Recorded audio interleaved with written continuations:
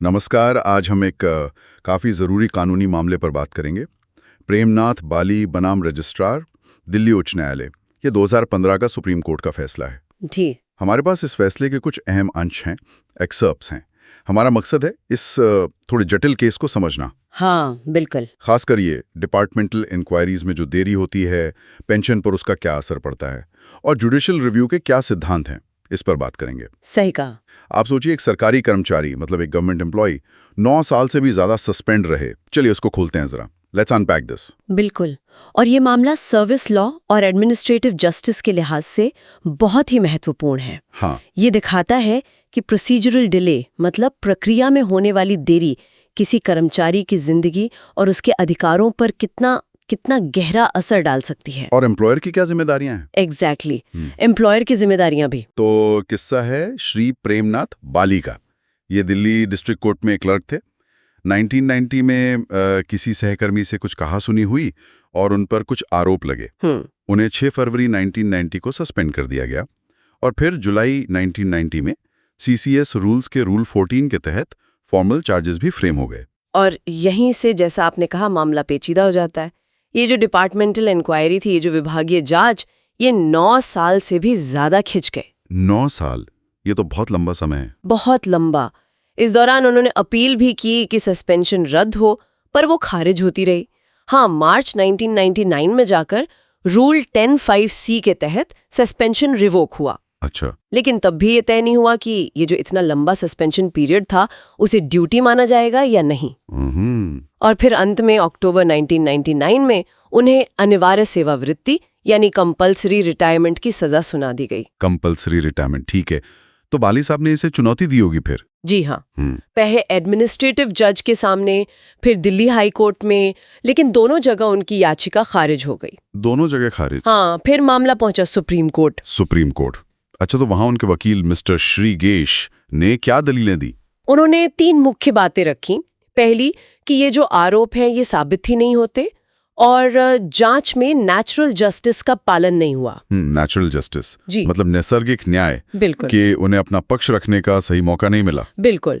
उनका कहना था, मैं कोट करती हूँ, the manner in which the proceedings were held would indicate that the appellant did not get fair opportunity to meet the charges। मतलब कार्यवाही के तरीके से लगता है कि उन्हें आरोपों का सामना करने का उचित अवसर नहीं मिला। और दूसरी दलील? दूसरी दलील थी कि जो सजा दी गई है, ये कंपल्सरी रिटायरमेंट, ये आरोपों के मुकाबले बहुत ज्यादा है, होली डिस्प्रोपोर्शनेट। अच्छा, सजा की मात्रा पर सवाल उठाया। और तीसरी और शायद सबसे अहम कि ये जो लंबा सस्पेंशन पीरियड था, पूरे 9 साल और 26 दिन का, इसे पेंशन कैलकुलेट करते वक्त गिना जाना चाहिए। ओके, तो ये 3 मुख्य पॉइंट्स थे। सुप्रीम कोर्ट ने इस पर क्या रुख अपनाया? पहली 2 दलीलों का क्या हुआ? देखिए, सुप्रीम कोर्ट ने पहली 2 दलीलों को ज्यादा वजन नहीं दिया। कोर्ट ने रिकॉर्ड देखा और कहा कि नेचुरल जस्टिस का तो पूरा पालन हुआ है। अच्छा। हाँ, कोर्ट ने पूछा भी, मैं फिर कोट कर रही हूँ, we have perused the record, find that the inquiry officer fully observed principle of natural justice. What more is then required? मतलब जब नेचुरल जस्टिस फॉलो हुआ है तो और क्या चाहिए? सही। और सजा की मात्रा यानी क्वांटम ऑफ पनिशमेंट पर कोर्ट ने वही स्थापित सिद्धांत दोहराया कि भाई अगर चार्जेस प्रूव हो गए हैं तो सजा क्या देनी है ये तो अपॉइंटिंग अथॉरिटी तय करेगी। हाँ, ये तो स्टैंडर्ड प्रोसीजर है। बिल्कुल। कोर्ट के शब्द थे, once the charges leveled against the delinquent employee are proved, then it is for the appointing authority to decide as to what punishment should be imposed। तो कोर्ट ने कहा कि वो सजा कम ज्यादा करने में ज्यादा हस्तक्षेप नहीं करेंगे। हाँ, उन्होंने साफ किया कि जुडिशियल रिव्यू का स्कोप यहाँ लिमिटेड है। Courts are slow to interfere in the quantum of punishment and only in rare and appropriate case substitutes the punishment। और कोर्ट को बाली का मामला ऐसा कोई रेयर केस नहीं लगा। तो पहली 2 बातें तो कोर्ट ने नहीं मानी। लेकिन वो तीसरी दलील, सस्पेंशन पीरियड वाली, उसका क्या हुआ? यही मामला दिलचस्प हो जाता है ना? बिल्कुल। यहीं पर सुप्रीम कोर्ट का नजरिया काफी अलग था। कोर्ट ने माना कि ये जो सस्पेंशन पीरियड था, ये वाकई अत्यधिक लंबा, अनड्यूली लॉन्ग था। हाँ, 9 साल बहुत ज्यादा हैं। बहुत ज्यादा। और कोर्ट ने एक और महत्वपूर्ण बात कही कि इस देरी के लिए सिर्फ बाली ही जिम्मेदार नहीं थे। अच्छा। डिपार्टमेंट भी जिम्मेदार था। हाँ। कोर्ट ने कहा कि डिपार्टमेंट भी बराबर का जिम्मेदार था।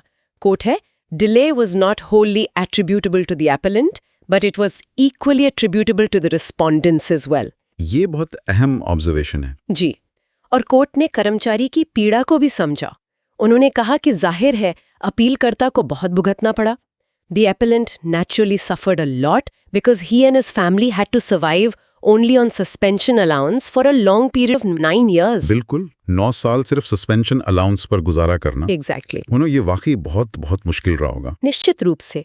और इसी बिंदु पर कोर्ट ने एक अहम सिद्धांत, एक क्रूशल जुडिशियल डॉक्ट्रिन पर जोर दिया कि ये एम्प्लॉयर की ड्यूटी है, नियोक्ता का कर्तव्य है कि डिपार्टमेंटल इंक्वायरी जल्द से जल्द पूरी हो। अच्छा, ये ड्यूटी एम्प्लॉयर की है। हाँ, कोर्ट ने कहा time and again, this court has emphasised that it is the duty of the employer to ensure that the departmental inquiry is concluded within the shortest possible time. Shortest possible time. बिल्कुल। और court यही नहीं रुका, उन्होंने भविष्य के लिए guidelines भी दी। कहा कि ऐसी जांच आइडियली 6 महीने में और ज्यादा से ज्यादा मतलब आउटर लिमिट 1 साल में पूरी हो जानी चाहिए। 6 महीने से 1 साल, ये तो बहुत बड़ा निर्देश है। बहुत बड़ा। कोर्ट है concluded within 6 months as an outer limit, not more than a year. तो फिर अंतिम फैसला क्या हुआ? पेंशन का क्या बना बाली साहब के? सुप्रीम कोर्ट ने बिल्कुल साफ आदेश दिया, कहा कि पेंशन तय करने के लिए उस पूरे सस्पेंशन पीरियड को यानी 9 साल 26 दिन को गिना जाना चाहिए। गिना जाना चाहिए? हाँ, कोर्ट ने कहा we are of the view that the period of suspension should have been taken into account by the respondents for determining the appellant's pension, and we accordingly do so.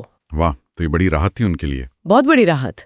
Court ने निर्देश दिया कि उनकी pension दोबारा calculate की जाए, उन्हें सारे एरियर्स मतलब बकाया राशि दी जाए और भविष्य में भी सही पेंशन मिले। और ये सब 3 महीने के अंदर करने का आदेश दिया। 3 महीने के अंदर? तो ये एक लैंडमार्क जजमेंट कहा जा सकता है, खासकर विभागीय जांच में देरी के मामलों में। बिल्कुल। तो इस केस से जो मुख्य बातें निकल कर आती हैं वो ये हैं कि भाई डिपार्टमेंटल इंक्वायरी में बेवजह देरी, अनड्यूली लॉन्ग डिले, ये स्वीकार्य नहीं है। सही। और ऐसी देरी की वजह से कर्मचारी के पेंशन अधिकार छीने नहीं जा सकते। बिल्कुल सही। पेंशन एक अहम अधिकार है। और सजा कितनी हो इस पर कोर्ट का जुडिशियल रिव्यू लिमिटेड है। लेकिन अगर प्रक्रिया में अन्याय हुआ है, जैसे कि इस केस में अत्यधिक देरी हुई, तो कोर्ट जरूर हस्तक्षेप कर सकता है। हाँ, प्रोसीजरल फेयरनेस बहुत जरूरी है और ये हमें एक अहम सवाल पर सोचने को मजबूर करता है। क्या सवाल? कि क्या ये मामला सिर्फ प्रेमनाथ बाली के बारे में है या ये हमारे पूरे एडमिनिस्ट्रेटिव सिस्टम में किसी गहरी खामी की तरफ इशारा करता है। ये सोचने वाली बात है। प्रशासनिक प्रक्रियाओं में, एडमिनिस्ट्रेटिव प्रोसेस में ऐसी अत्यधिक देरी को रोकने के लिए और क्या ठोस कदम उठाए जाने चाहिए ताकि किसी और कर्मचारी को इस तरह की सालों लंबी अनिश्चितता और परेशानी का सामना ना करना पड़े। बिल्कुल, सिस्टम को और ज्यादा एफिशिएंट और अकाउंटेबल बनाने की जरूरत है ताकि न्याय समय पर मिल सके। ये एक महत्वपूर्ण विचार है जिस पर शायद और गौर करने की जरूरत है। जी।